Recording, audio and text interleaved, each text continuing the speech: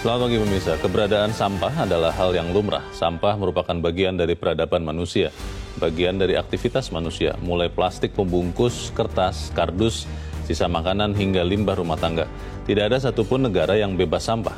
Persoalan utamanya adalah bagaimana mengelola sampah dengan baik dan benar sehingga tidak menghasilkan polusi dan emisi. Itulah yang kini sedang diupayakan Kementerian Lingkungan Hidup dan Kehutanan. Hari Peduli Sampah Nasional yang diperingati kemarin menjadi momentum untuk melakukan gerakan bersih-bersih sampah. Gerakan yang bertujuan untuk mewujudkan target nol emisi dari sektor sampah ini sudah sepatutnya didukung dan diapresiasi. Pemirsa, nilai editorial Media Indonesia di seri ini Rabu 22 Februari 2023 dengan tema Berbenah Atasi Sampah bersama Selona Samosir. Editorial Media Indonesia ini juga dapat Anda simak melalui MG Radio Network di frekuensi 94,7 FM di kawasan Jakarta dan sekitarnya.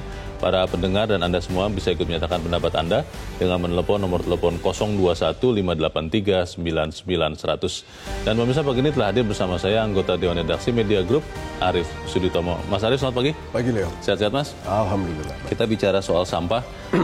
Banyak orang yang mengatakan, itu masalah remeh itu sampah. Tapi ternyata kalau kita melihat magnitudenya besar juga itu dia. Kita ke berita selanjutnya di halaman 1. Ini terkait dengan editorial pada pagi ini. Tidak ada TPA baru mulai 2030. TPA ini artinya tempat pembuangan akhir sampah. Kalau tidak ada TPA baru, padahal sampahnya bertambah, itu bagaimana itu, Mas Ari?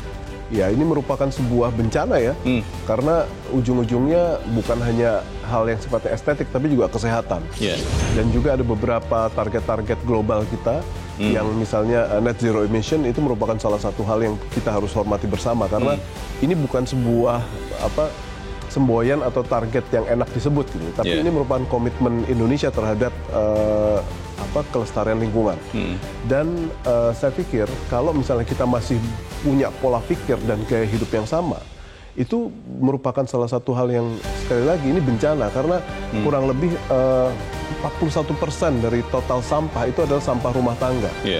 Dan 38%-nya itu datang dari rumah gitu ya. Jadi sampah organik dan sampah rumah tangga ini memang harus menjadi bagian dari gaya hidup kita untuk bisa dimulai ditangani di dalam rumah gitu ya. Karena kalau saja kita berhasil menangani hal tersebut, kurang lebih ada 10 juta ton yang bisa kita hindarkan agar tidak berakhir di TPA, dan itu merupakan salah satu hal yang sangat-sangat signifikan dalam hal partisipasi publik untuk bisa sama-sama menangani hal ini. Baik, menjadi pertanyaan, soalnya Mas Arief ini kita langsung ke editorial juga, berbenah atasi sampah. Menjadi pertanyaan begini, Mas Arief, kalau kemudian masyarakat kita semua diminta untuk memilah sampah dari rumah, untuk mengurangi menghasilkan sampah, orang Indonesia katanya begini, kalau tidak dikasih sesuatu, tidak dikasih insentif, malas. Kalau tidak dikasih disinsentif, ancaman dalam tanda petik, abai. Bagaimana ini, Mas Arief? Satu hal yang kita harus komunikasikan ya, insentif dan disinsentif itu tunai, langsung akan bisa kita nikmati atau kita alami dengan kita melakukan self-composting misalnya. Kalau kita melakukan composting sendiri, membuat kompos itu, membuat kompos sendiri, kita akan mendapatkan secara tunai manfaatnya. Misalnya kita bisa mendapatkan pupuk, kita bisa mengurangi sampah di lingkungan kita sendiri. Dan kalau misalnya kita tidak lakukan, ya akhirnya seperti ini. Lingkungannya kotor. Gini, Jakarta merupakan salah satu wilayah ya, provinsi yang APBD-nya besar. Uangnya banyak. Kita mau lempar sampah kita ke luar wilayah kita, itu bisa karena kita punya uang. Tapi apa yang terjadi dengan provinsi atau kota atau kabupaten yang tidak punya anggaran sebesar Jakarta? Dan ini merupakan salah satu hal yang harus kita lakukan agar insentif itu bisa dinikmati bukan saja oleh satu rumah, tapi satu kota, satu kabupaten, atau satu provinsi. Masalahnya kalau ini tidak menjadi gerakan massal, mungkin kita akan mudah lupa. Dan konon katanya itu jeleknya orang Indonesia, gampang lupa. Tapi kita akan bahas ini ya, Mas Arief. Dan pemirsa, inilah editorial Media Indonesia untuk hari ini, Rabu 22 Februari 2023, berbenah atasi sampah.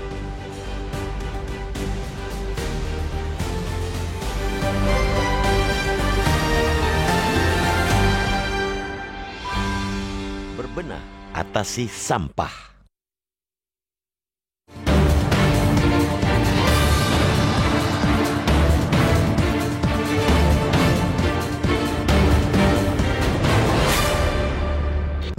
Keberadaan sampah ialah hal yang lumrah. Ia merupakan bagian dari peradaban manusia, bagian dari aktivitas manusia, mulai plastik pembungkus, kertas, kardus, sisa makanan, hingga limbah rumah tangga. Tidak ada satupun negara yang bebas sampah. Persoalan utamanya ialah bagaimana mengelolanya dengan baik dan benar sehingga tidak menghasilkan polusi dan emisi. Inilah yang kini sedang diupayakan Kementerian Lingkungan Hidup dan Kehutanan atau KLHK. Hari Peduli Sampah Nasional (HPSN) yang diperingati kemarin, mereka jadikan momentum untuk melakukan gerakan bersih sampah. Gerakan yang bertujuan guna mewujudkan target nol emisi atau zero emission dari sektor sampah ini sudah sepatutnya didukung dan diapresiasi. Harus diakui persoalan sampah di Indonesia belum sepenuhnya tertangani dengan baik. Selain dibuang sembarangan, pengelolaannya pun terkesan masih asal-asalan. Tidak sedikit warga yang suka membakar sampah, padahal tindakan semacam ini justru dapat menghasilkan emisi karbon yang juga berbahaya untuk kesehatan. Persoalan sampah tidak dapat diatasi hanya dengan sekadar imbauan. Semua pendekatan, baik dari sisi kesehatan, lingkungan, teknologi, dan budaya harus dilibatkan, termasuk mengubah cara pandang masyarakat mengenai sampah. Warga umumnya memandang sampah sebagai sesuatu yang jorok dan sumber penyakit sehingga sudah selayaknya dibuang atau dimusnahkan. Cara pandang seperti itu mungkin sudah saatnya diubah karena sampah faktanya juga dapat dikelola menjadi sesuatu yang bermanfaat asalkan tahu caranya. Oleh karena itu, keberadaan bank sampah yang umumnya dikelola ibu-ibu di lingkungan permukiman kiranya perlu diperbanyak. Mereka harus terus-menerus diedukasi tentang cara memilah dan memanfaatkan sampah di lingkungan sekitar. Pembekalan pengetahuan semacam ini penting, setidaknya dapat mengatasi permasalahan sampah di sektor hulu.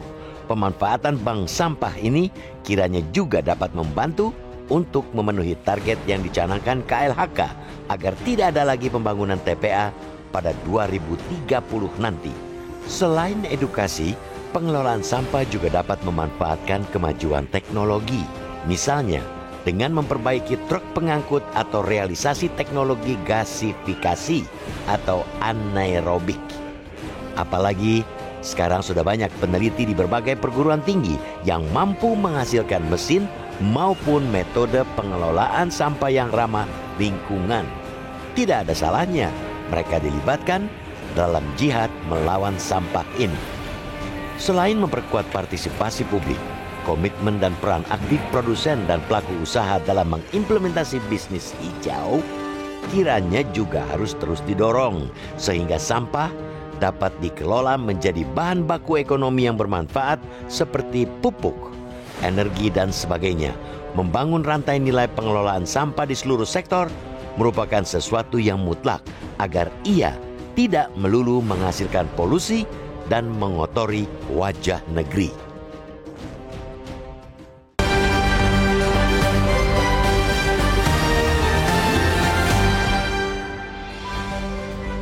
Di bagian berikut Anda bisa ikut menyatakan pendapat Anda terkait editorial pagi ini. Pemirsa, untuk saat ini tetaplah bersama kami.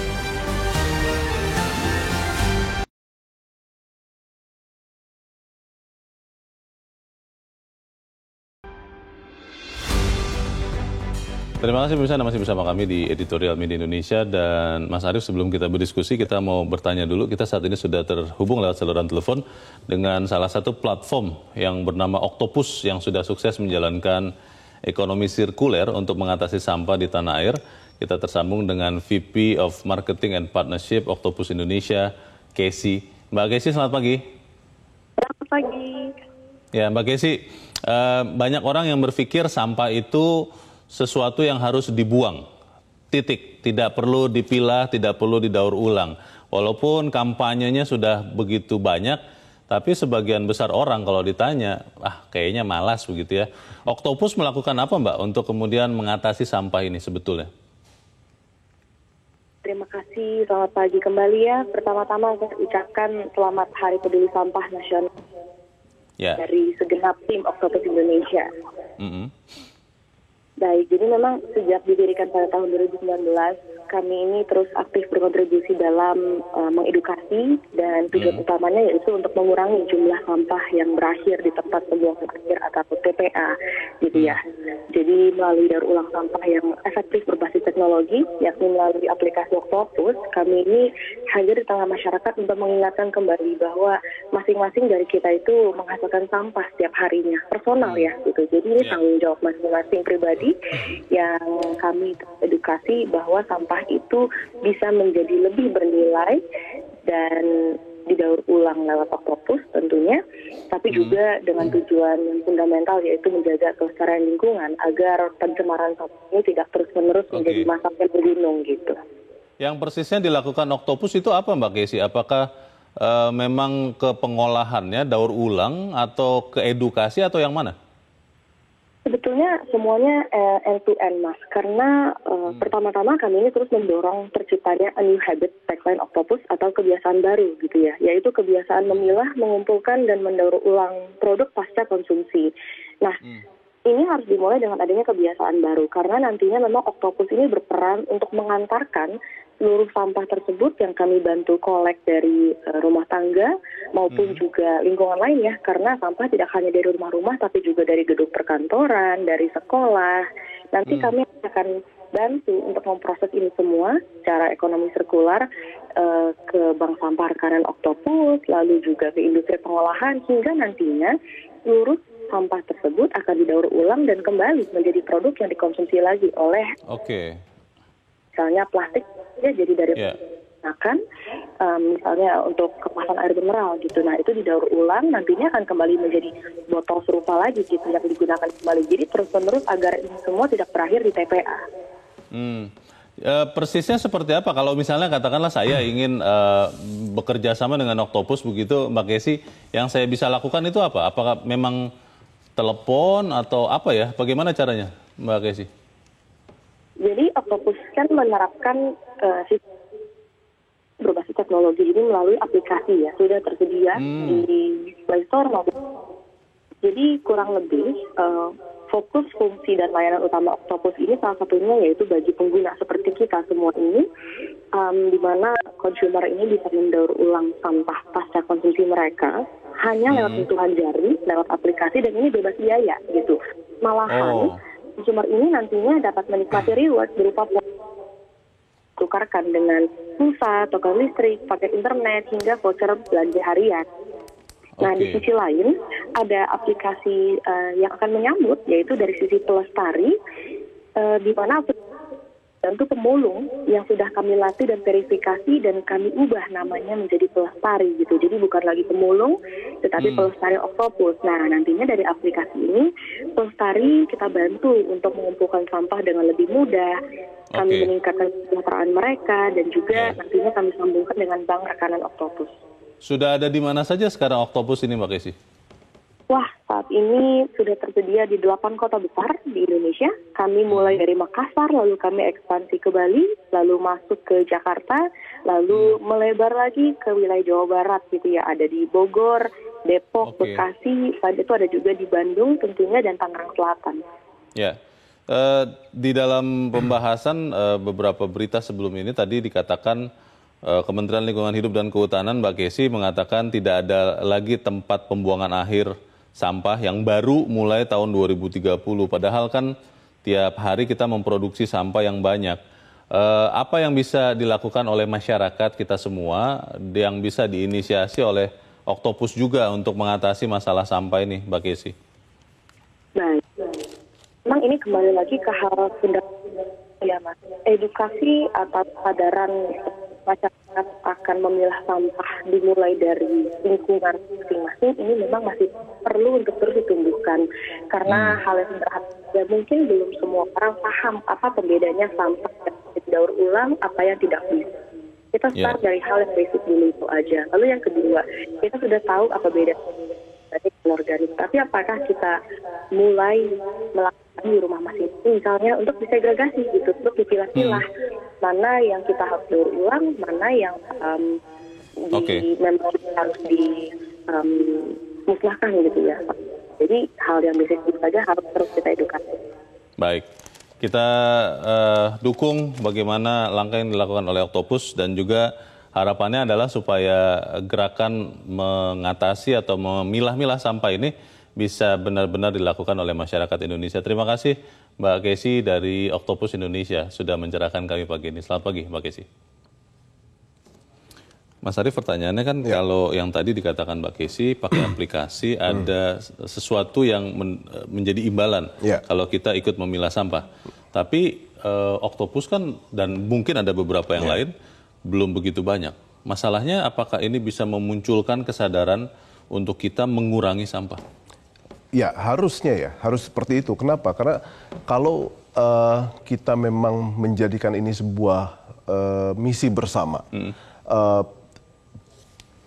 masyarakat, ya, swasta atau startup seperti Octopus seperti ini harus kita apresiasi. Kenapa? Karena tadi yang Leo bilang bahwa harus ada insentif. Insentifnya apa? Dengan keberadaan kemitraan antara swasta dan pemerintah seperti ini, kita bisa langsung memberikan insentif. Tadi seperti yang Mbak Kesi bilang, akan ada reward lewat sebuah mekanisme bank sampah, bayar pulsa, bayar internet atau voucher belanja. Dan saya pikir ini merupakan sebuah breakthrough ya, yang sangat-sangat baik untuk pada akhirnya memberikan stimulan kepada publik bahwa kalau mereka melakukan composting mandiri dari rumah dan mereka bekerja sama dengan organisasi-organisasi macam Octopus ini merupakan sebuah hal yang sangat menjanjikan. Dan saya pikir dengan puluhan juta ton yang kita produce, saya pikir nggak akan cukup satu Octopus. Harus ada berbagai macam Octopus lain yang pada akhirnya berpartisipasi bukan saja di satu kota, tapi juga di berbagai macam kota lain. Mas Arief, kan kalau kita lihat sejarah Hari Peduli Sampah Nasional, karena sekian tahun yang lalu itu ada longsoran timbunan sampah di Lewi Gajah yang menewaskan sekian banyak orang, menimbun 2 kampung. Pertanyaannya adalah pada saat itu kita semua sadar untuk mengelola sampah. Sekarang tidak ada insiden, tidak juga dibukakan mata kita bahwa begitu besar ancaman sampah kalau tidak dipilah. Apakah kemudian gerakan untuk mengatasi sampah ini bisa terjadi? Kita akan bahas di bagian berikut. Mas Arief dan pemirsa tetap bersama kami. Editorial Media Indonesia kembali.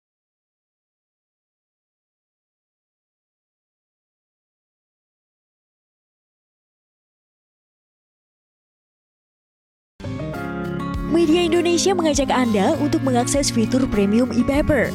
Dengan sajian konten berbasis intelektual dan meneguhkan kebangsaan, Media Indonesia tampil dengan lebih dinamis melalui e-paper Media Indonesia yang dapat Anda akses kapan saja, di mana saja. Caranya mudah, download aplikasi Media Indonesia di Android atau ketik link e-paper.mediaindonesia.com atau bisa scan QR Code pada layar kaca Anda. Klik tab e-paper di bagian samping layar tablet Anda, daftarkan data diri, serta pilih paket berlangganan e-paper Media Indonesia sesuai dengan kebutuhan Anda. Nikmati juga bonus spesial tambahan 4 halaman rubrik fokus setiap hari. Semua bisa Anda dapatkan hanya di e-paper Media Indonesia. Untuk informasi lebih lanjut, hubungi customer service di nomor 0811 1201 2018 atau kunjungi media sosial @Media Indonesia. Media Indonesia, referensi bangsa. Terima kasih pemirsa, Anda masih bersama kami di Editorial Media Indonesia dan sebelum kita lanjutkan diskusi kita, Mas Arief, kita mau mendengarkan juga pendapat dari pemirsa Metro TV. Saat ini kita sudah terhubung dengan pemirsa Metro TV di Batam, Kepulauan Riau, ada Pak John Veto. Pak John, selamat pagi. Selamat pagi, Bung Leo. Selamat pagi, Mas Arief. Salam sehat. Pagi, Pak John. Salam sehat, Pak. Silakan, Pak. Bagaimana mengatasi sampah ini, kita membenahinya, Pak John? Ya, berbenah atasi sampah ini. Berarti sampah ini betul-betul istimewa. Gitu. Karena ada Hari Peduli Sampah Nasional. Artinya, ya, sampah ini kan betul-betul primadona kalau saya tengok. Primadonanya kenapa? Setiap kalau saya tengok subuh itu banyak itu masyarakat pemulung yang memperkeli sampah yang di depan rumah, di depan toko, di depan sampah. Artinya, nah, yang ada oktopus itu memang sangat sampah itu dipilah, tapi yang memilahnya tidak terkoordinir. Banyak masyarakat kita yang hidup di sampah ini juga. Tapi kalau gagal pengelola sampah kota atau kabupaten mengangkat agak satu hari aja, udah satu kota itu sudah berbau. Jadi begini, ya sampah ini contoh lah. Nanti kami hitamkan sampah contoh kayak banjir, kayak apa. Memang betul. Masyarakat kita apa tidak peduli. Nah, alhamdulillah di Kepri, ada kami kasih contoh di Kepri, di Batam, di mana ada itu yang swasta, yang OKP, ormas, dia punya apa? Ada namanya Sabtu Bersih, ada Jumat Bersih, khusus untuk sampah. Dan lagi bank-bank sampahnya juga apa? Nah, kita begini aja Bung Leo, cobalah kita belajar lah, memang negara kecil ya, Singapura ya. Atau Malaysia. Singapura tuh ada 2 turbin dia, pembangkit sampah, ya. Kalau tidak salah itu dua turbin itu ada 20 megawatt salah menghasilkan listrik itu. Dan sampai. Jadi kita harus apa? Memang betul. Ini baru sekarang nih Bung Leo. Kalau kita tengok 10 tahun, saya tak masuk akal juga. 2030 kita tidak ada pembuangan sampah. Justru akan banyak lagi TPA saya yakin. Pembuangan sampah akhir. Kalau begini pola cara kita mengatasi sampah. Ya mudah-mudahan oktopus muncul di setiap kabupaten kota di seluruh Indonesia ini. Oke. Terima kasih Pak John Veto di Batam, Kepulauan Riau Pak untuk pendapat Anda. Selamat pagi. Di belakang Pak John ada Pak Yunus Luat di Tanjung Selor, Kalimantan Utara. Pak Yunus, selamat pagi. Shalom, selamat pagi untuk seluruh warga NKRI tercinta. Selamat pagi, silakan Pak Yunus. Ya. Bung Leo, kita patut mengapresiasi kinerja dari Ibu Menteri LHK Republik Indonesia yang telah melaksanakan kegiatan terhadap peduli sampah. Ada Hari Peduli Sampah Nasional. Semoga melalui peduli sampah ini, maka kita sama-sama di seluruh wilayah NKRI tercinta sehati sepikir bagaimana melawan sampah, karena sampah ini memang dekat dengan kehidupan masyarakat, tergantung edukasi kepada segenap lapisan warga masyarakat, mulai dari sekolah, PAUD, TK, SD, SMP, sampai perguruan tinggi. Kita harus memenuhi target supaya zero atau target 0 emisi, bersih daerah kita, sehat. Dan hidupkan PHBS, pola hidup bersih dan sehat, yang sudah dilaksanakan oleh PKK. Itu jangan dibiarkan. Mari kita atur setiap masyarakat memahami, itu ada edukasi supaya tidak membuat banjir dan lain sebagainya, tidak membuat kotoran dan lain sebagainya. Biarlah daerah kita bersih, hidup bersih, semuanya bersih untuk kebaikan dan kemaslahatan warga masyarakat sehat Indonesia. Terima kasih, sukses selalu, selamat pagi. Selamat pagi, terima kasih Pak Yunus Luat di Tanjung Selor, Kalimantan Utara. Di belakang Pak Yunus ada Pak Abdul di Sukabumi, Jawa Barat. Pak Abdul, selamat pagi. Pak Abdul di Sukabumi, Jawa Barat, selamat pagi. Halo? Pak Abdul? Kelihatannya belum tersambung dengan Pak Abdul di Sukabumi, Jawa Barat. Mas Arief, kalau kembali lagi ke tadi pertanyaan sebelum jeda ya, dan pernyataan dari para pemirsa. Saya ingat Mas Arief di masa pemerintahan Jokowi JK, itu ada kampanye hemat energi. Dan itu sangat masif. Kita lihat di televisi, matikan lampu pukul sekian sampai sekian. Saya lupa jamnya sih sekarang, tapi waktu itu sekarang saya masih ingat ada kampanye itu. Dan itu berhasil karena masif betul. Dan itu mulai dari RI 1 dan RI 2. Kalau untuk menangani sampah ini, apakah memang itu juga bisa dilakukan gerakan itu mulai dari istana supaya kemudian kita masif sama-sama melakukan itu, atau memang ya cukup dengan kemarin misalnya Hari Peduli Sampah Nasional, jangan-jangan masyarakat banyak juga yang tidak tahu, oh kemarin ada peringatan sampah ya, bagaimana Mas? Ada dua hal Leo untuk membuat sebuah gerakan itu menjadi sebuah gerakan yang sustain ya. Pertama adalah tauladan. Yang kedua adalah kampanye yang tidak berhenti. Nah, dua hal ini kadang-kadang lacking gitu ya. Kita tidak dapat gitu ya. Tauladannya nggak ada, atau bahkan kampanyenya juga berhenti di tengah jalan.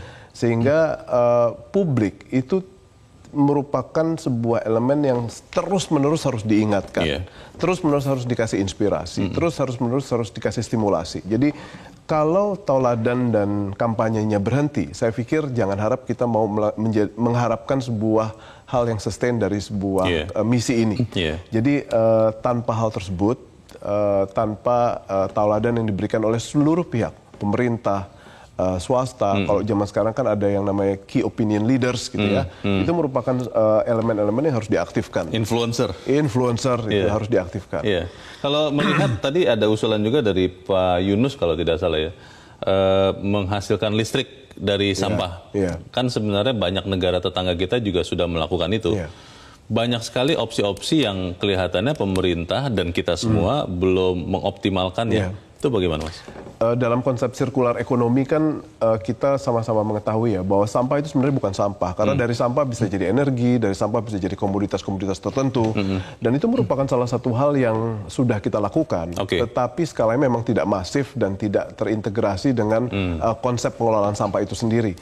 Jadi kalau misalnya kita punya sebuah direktorat jenderal yang mengurusi soal sampah dan B3, saya pikir ini merupakan salah satu direktorat jenderal yang amat sangat penting untuk pada akhirnya menentukan berbagai macam global goals kita gitu ya. Jadi saya pikir kalau kita absen dalam memberikan tauladan kepada publik, tidak melakukan sebuah kampanye yang sustain, saya pikir itu merupakan salah satu hal yang amat merugikan buat kita. Jadi kita juga sebagai media, kita tidak boleh berhenti untuk mengkampanyekan hal ini, karena itu adalah bagian dari kontribusi kita kepada masyarakat. Jadi ya semua harus gerak.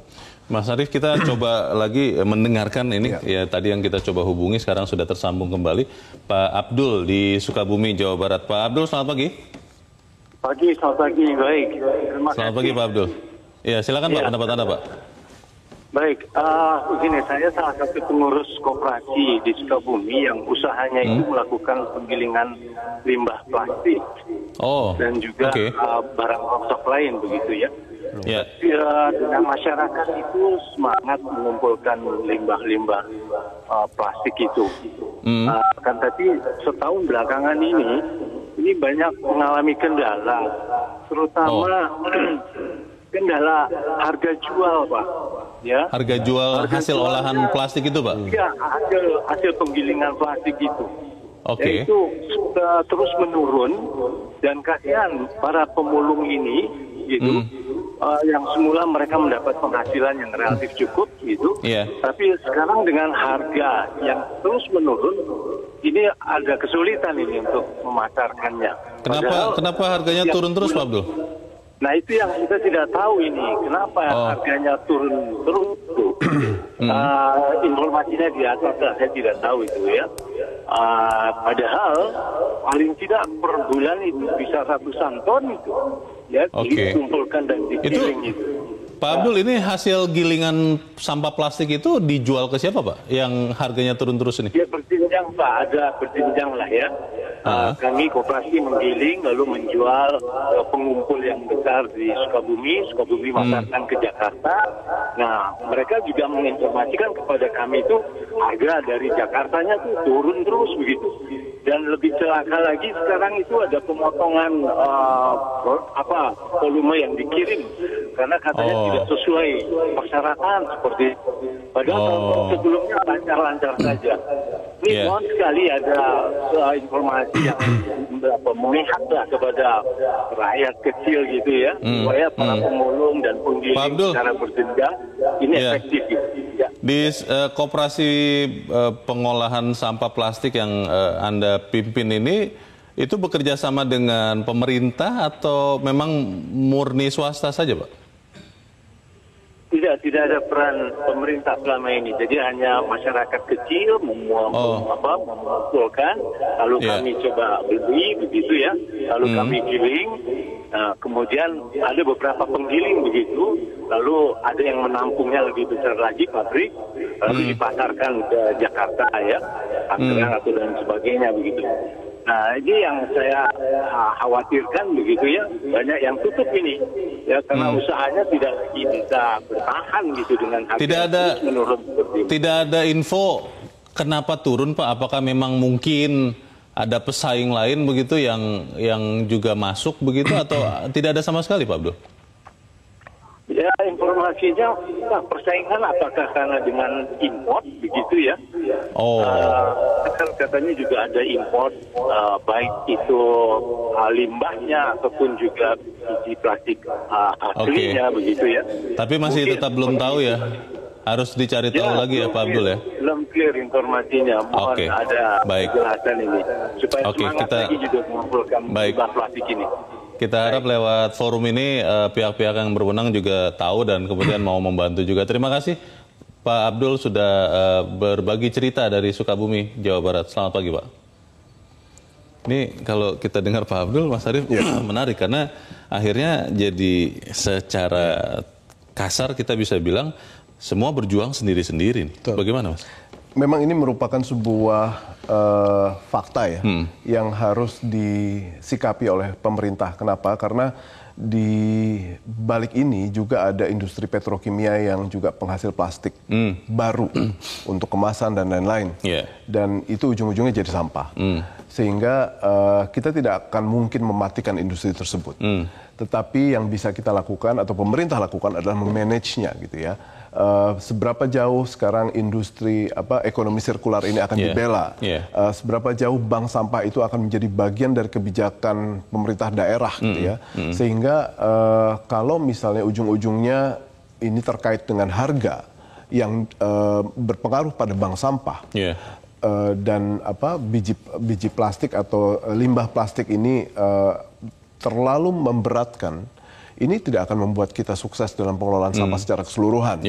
Sehingga mungkin KLHK harus membuat sebuah draft yang diusulkan kepada pemerintah pusat dan disosialisasikan kepada pemerintah daerah untuk pada akhirnya membuat bank sampah sebagai ujung tombak dari ekonomi sirkular kita dalam pengelolaan sampah. Ini bisa menjadi bagian yang terintegrasi gitu. Sehingga tidak akan ada fluktuasi harga, orang terstimulasi untuk melakukan bagian dari pengelolaan sampah atau bank sampah. Dan ini tadi yang penelpon tadi Pak Abdul itu merupakan salah satu fakta yang amat sangat baik ya untuk kita jadikan referensi. Nyata itu ya.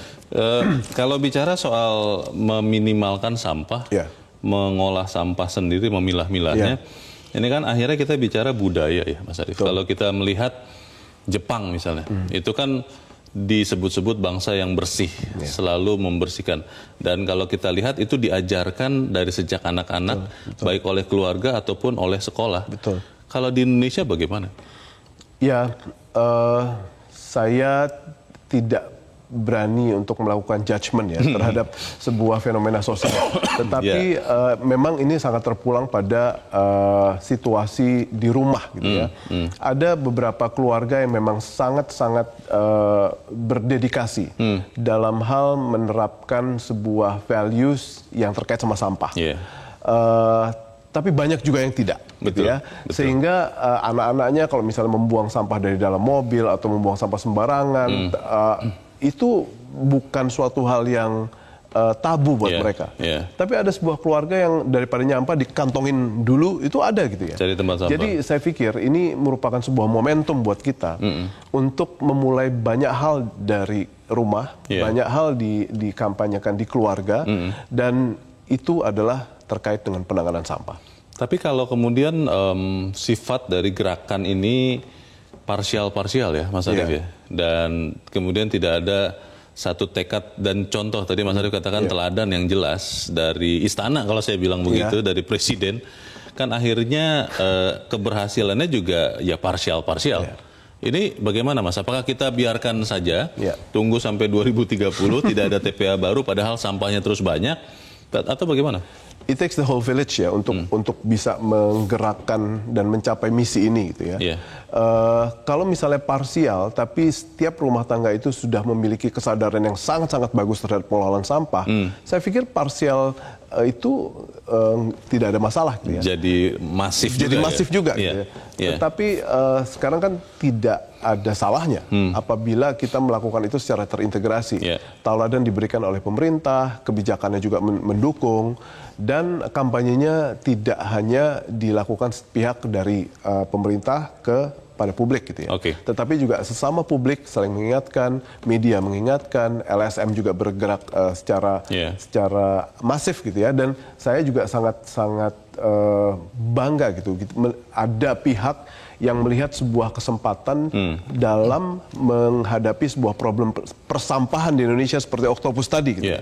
Bisnis modelnya ditemukan dan mungkin mereka akan bermitra dengan pemerintah daerah, dan saya pikir kenapa tidak gitu ya. Dan itu merupakan sebuah bukti ya, bahwa kan tidak bisa semua hal dilakukan oleh pemerintah. Kalau ada kemitraan, why not gitu. Itu merupakan suatu hal yang mungkin bisa menjadi solusi buat kita. Ide yang menarik bagaimana memulai ataupun memantapkan ya gerakan mengurangi, meminimalkan, memilah sampah dari rumah. Apa itu bisa dilakukan, kita bahas di bagian berikut. Mas Arief, pemirsa tetap bersama kami. Editorial Media Indonesia segera kembali.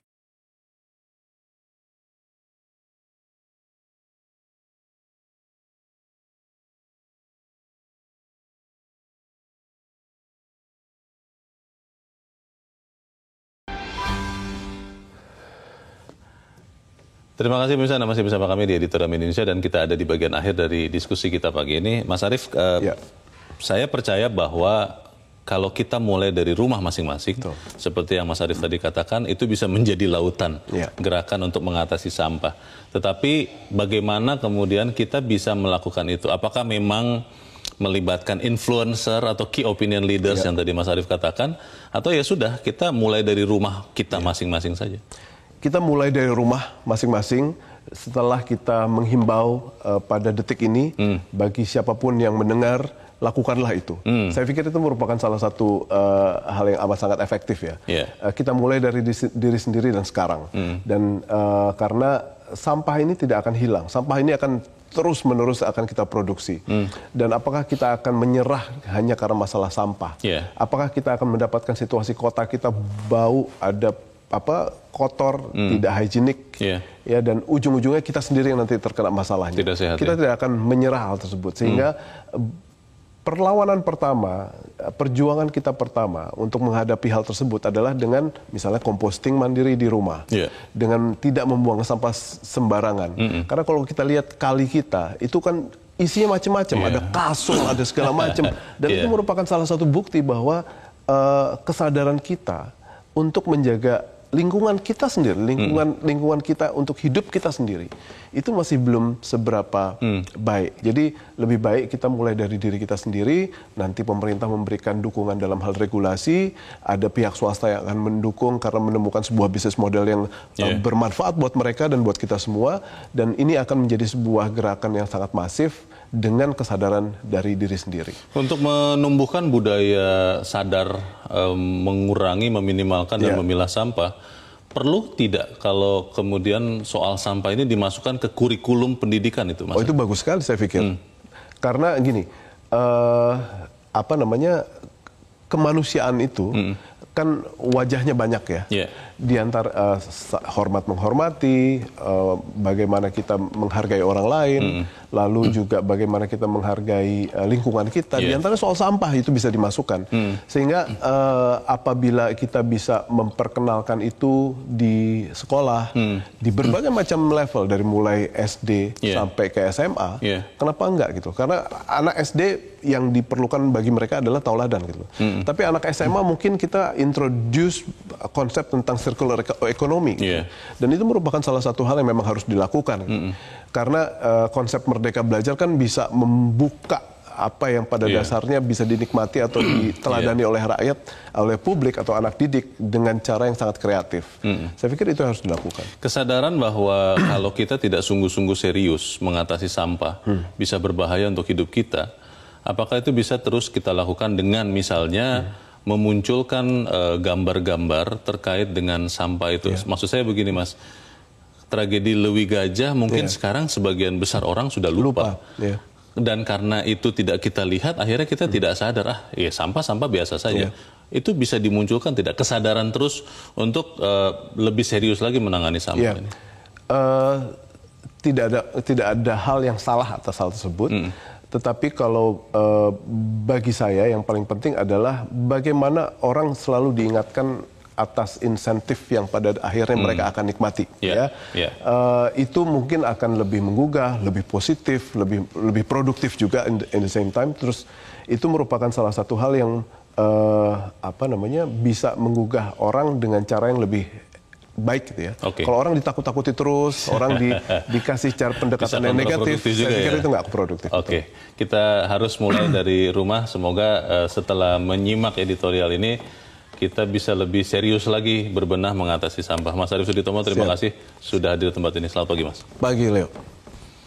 Pemirsa, selain memperkuat partisipasi publik, komitmen dan peran aktif produsen dan pelaku usaha untuk mengimplementasikan bisnis hijau juga harus terus didorong sehingga sampah dapat dikelola menjadi bahan baku ekonomi yang bermanfaat seperti pupuk dan energi. Membangun rantai nilai pengelolaan sampah di seluruh sektor adalah sesuatu yang mutlak agar tidak melulu menghasilkan polusi dan mengotori wajah negeri. Tayangan editorial Media Indonesia pagi ini bisa Anda saksikan kembali di kanal YouTube Media Indonesia dan website mediaindonesia.com. Saya Leona Samosir, berterima kasih Anda sudah menyimak editorial Media Indonesia untuk pagi ini. Terus jaga kesehatan Anda. Selamat pagi, sampai jumpa.